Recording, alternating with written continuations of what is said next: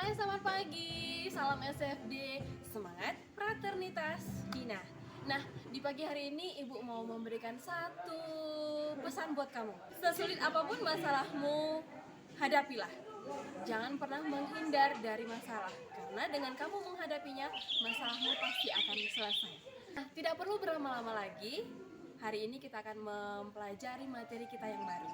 Silahkan simak video pembelajaran kita berikut ini. Nah, hari ini kita akan bahas mengenai proses Islamisasi yang ada di daerah Sumatera. Ada 6 daerah yang berhasil diislamkan di Sumatera. Yang pertama ada Kerajaan Pasai, yang kedua Kesultanan Aceh Darussalam, yang ketiga di daerah Riau, yang keempat di Jambi, yang kelima di Sumatera Selatan, dan yang keenam ada di Sumatera Barat. Tetapi di minggu ini kita akan membahas 3 daerah, yaitu ada Samudra Pasai, Aceh Darussalam, dan juga Riau. Kita harus mengetahui apa itu tujuan pembelajaran kita di minggu ini. Nah, tujuan pembelajaran kita di hari ini itu dengan mempelajari kerajaan Islam yang ada di Sumatera. Siswa diharapkan dapat mengetahui bagaimana proses pengislamisasian daerah-daerah yang ada di Sumatera, agar siswa dapat mengetahui kesultanan apa saja yang ada di Sumatera, serta melestarikan peninggalan yang masih ada agar dapat dengan ikhlas menghargai perbedaan kebudayaan serta agama yang ada di Sumatera. Nah, kerajaan yang pertama itu adalah Kerajaan Samudra Pasai. Nah, Kerajaan Samudra Pasai ini diperkirakan tumbuh berkembang antara tahun 1270 sampai dengan 1275.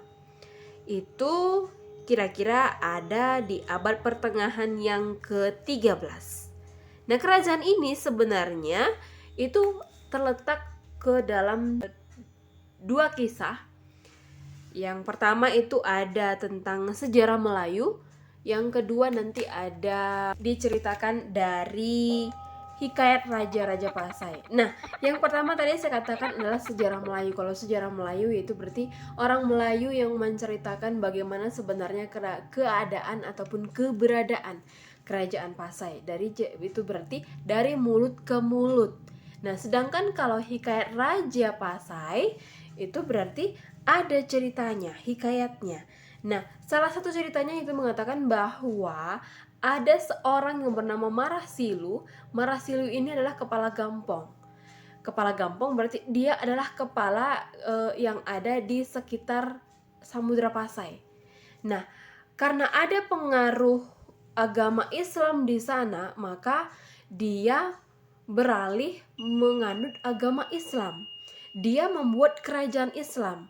Dan setelah membuat kerajaan Islam, si Marasilu tadi mengganti namanya menjadi Malik As-Saleh. Nah, Malik As-Saleh ini adalah raja yang pertama. Raja yang pertama yang ada di Samudra Pasai. Itu di situ ada 7 rajanya yang ada di Samudra Pasai. Nah, tetapi yang paling terkenal itu adalah Marasilu.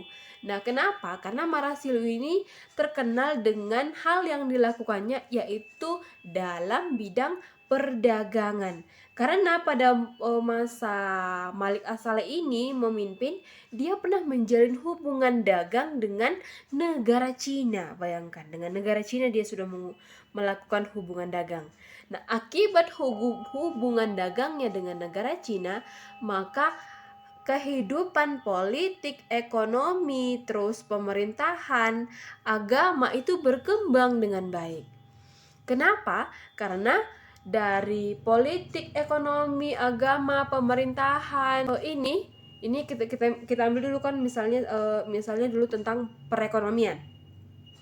Nah, perekonomian ini kalau dilihat pada masa kepemimpinan Malik As-Saleh, dia melakukan kerjasama dengan Cina. Nah, jadi karena adanya kerjasama dengan Cina ini tadi, keadaan politik pun pasti terjalin. Kalau sistem kepemerintahannya pun, kalau ekonominya bagus, otomatis kehidupan kepemerintahan masyarakat itu semuanya pun lancar. Sedangkan kalau agama ini banyak sekali yang namanya para ulama-ulama datang ke Samudra Pasai untuk menyebarkan agama Islam. Kalau namanya juga datang para ulama, berarti ada yang berasal dari Arab, ada yang berasal dari Persia, ada yang berasal dari Gujarat. Semuanya itu menyebarkan agama Islam. Jadi dengan hal itu, maka bisa dipastikan Samudra Pasai membawa dampak pengaruh yang sangat besar kepada daerah-daerah untuk menyebarkan agama Islam. Alasannya hanya satu, karena kerajaan Islam yang pertama yang ada di Sumatera itu adalah kerajaan Samudra Pasai. Nah, itu dia kerajaan Samudra Pasai. Kita beralih ke kerajaan yang kedua, yaitu kerajaan Aceh Darussalam. Dipimpin oleh Sultan Ali Mukhayat Shah. Awalnya itu pernah menaklukkan Samudra Pasai. Berarti Samudra Pasai ini tadi berhasil ditaklukkan oleh kerajaan Aceh Darussalam. Nah, setelah ditaklukkan oleh kerajaan Aceh Darussalam, maka Samudra Pasai ini berbaur kepada kerajaan Aceh Darussalam. Bagaimana ya keadaan kerajaan Aceh Darussalam itu? Kita lihat dulu dalam bidang politiknya. Kalau dalam bidang politik, ini Aceh Darussalam ini menguasai beberapa daerah lain dan juga banyak kerajaan-kerajaan. Contohnya, dia berhasil menguasai kerajaan Samudra Pasai. Sedangkan perkembangan politik yang kedua, Sultan Alauddin Riayat Shah Al-Kahar ini pernah menggantikan ataupun melanjutkan tahta dari Sultan Ali Mukhayat Shah. Pada saat Sultan Alauddin ini memimpin pun dia pernah berhasil melawan kekuatan Portugis dengan meminta bantuan kepada Turki. Nah, jadi pada saat si Turki ini membantu kerajaan Aceh Darussalam ini, maka si Portugis ini berhasil disingkirkan walaupun tidak seutuhnya. Bagaimana keadaan ekonominya? Keadaan ekonominya, perdagangan itu dikatakan bahwa si Aceh Darussalam ini pernah menjalin hubungan internasional. Hubungan internasional ini berarti dalam bidang perdagangan. Kalau misalnya menjalin hubungan perdagangan, otomatis berpengaruh kepada perekonomian yang ada di Aceh Darussalam. Dengan negara siapa saja Aceh Darussalam ini melakukan hubungan dagang, itu salah satunya dengan negara Cina, negara Turki tadi yang waktu Aceh ini minta kerjasama dengan Turki tadi itu sekaligus menjalin hubungan dagang juga. Nah, sedangkan bagaimana sih keadaan kebudayaan dan juga agamanya, itu diceritakan bahwa Kesultanan Aceh Darussalam ini merupakan daerah yang sangat istimewa karena semuanya menganut agama Islam, seutuhnya menganut agama Islam. Itu dia kerajaan Aceh Darussalam. Nah, kita lanjut ke kerajaan yang ketiga. Kerajaan yang ketiga itu adalah kerajaan Islam di Riau. Nah, sekaligus kerajaan yang terakhir di minggu ini. Salah satu tokoh yang bernama Tom Paris menyatakan bahwa ada 3 kerajaan kecil yang ada di Riau. Yang pertama itu adalah Kamparnako. Yang kedua ada kerajaan Indragiri. Yang ketiga ada kerajaan Siak. Ketiga-tiganya kerajaan ini ada pada abad yang ke-13 dan juga ke-14. Ini dalam kekuasaan kerajaan Melayu. Maka kerajaan-kerajaan ketiga ini tadi itu tumbuh menjadi kerajaan bercorak Islam sejak abad ke-15. Nah, jika kita dasarkan berita Tom Paris ini, maka ketiga kerajaan Kampar, Indragiri, Siak ini senantiasa melakukan perdagangan dengan Malaka, bahkan memberikan upeti kepada kerajaan Malaka. Nah, ketiga kerajaan ini nakku di pesisir Sumatera Timur ini dikuasai kerajaan Malaka pada masa kepemerintahan Sultan Mansur Shah. Bahkan pada masa kepemerintahan putranya Sultan Alauddin Riayat Shah ini pernah menaklukkan banyak sekali pulau. Apa saja sih hasil bumi yang ada di masing-masing kerajaan kecil ini sehingga bisa melakukan kerjasama dagang dengan Malaka?